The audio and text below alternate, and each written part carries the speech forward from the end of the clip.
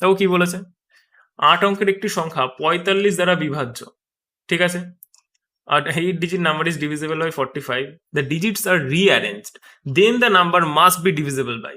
দেখো, একটা 8 অঙ্কের সংখ্যা আছে, সেটাকে যদি আমরা ডিজিটস গুলোকে ঘুরিয়ে লিখি, মানে কি রিভার্স করে দিই, ঠিক আছে, ইউনো রিভার্স, যাই হোক, ঘুরিয়ে যদি লিখি ওটাকে, তাহলে কি বলেছে ওই সংখ্যাটা তখনও কোন সংখ্যাটা দিয়ে ভাগ যাবে।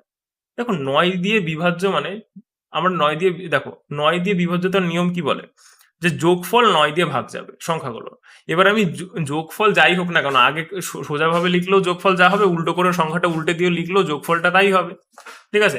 মানে ধরো আমি যদি একটা সংখ্যা লিখি যে 9 দিয়ে ভাগ যায়, 9 দিয়ে ভাগ যায় এমন একটা সংখ্যা, সেটাও 45, দেখো এখানে 45 দিয়েও ডিভিজিবল বলেছে এখানে।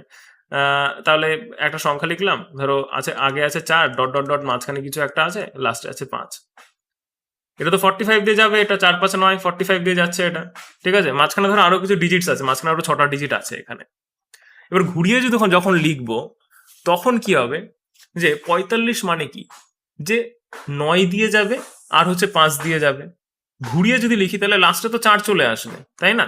তা 4টার জন্য কি ওটা কি আর 5 দিয়ে যাবে, যাবে না, কিন্তু 9 দিয়ে তো ভাগ যাবে, যোগফল যেহেতু।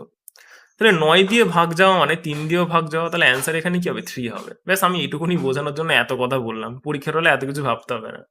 45 আছে মানে 5 দিয়ে যাবে, 4 দিয়ে 5 দিয়ে যাবে, আর হচ্ছে 9 দিয়ে যাবে। তার 9 দিয়ে যাওয়া মানে কি 3 দিয়েও যাওয়া, যেহেতু 5 দিয়ে যাচ্ছে না, তার মানে কি ওটা এখানে এখানে যদি 9ও লেখা থাকতো তাহলেও কিন্তু কারেক্ট হতো অ্যান্সার 3, অথবা ধরো এখানে যদি 9 লেখা থাকতো। ক্লিয়ার? নেক্সট।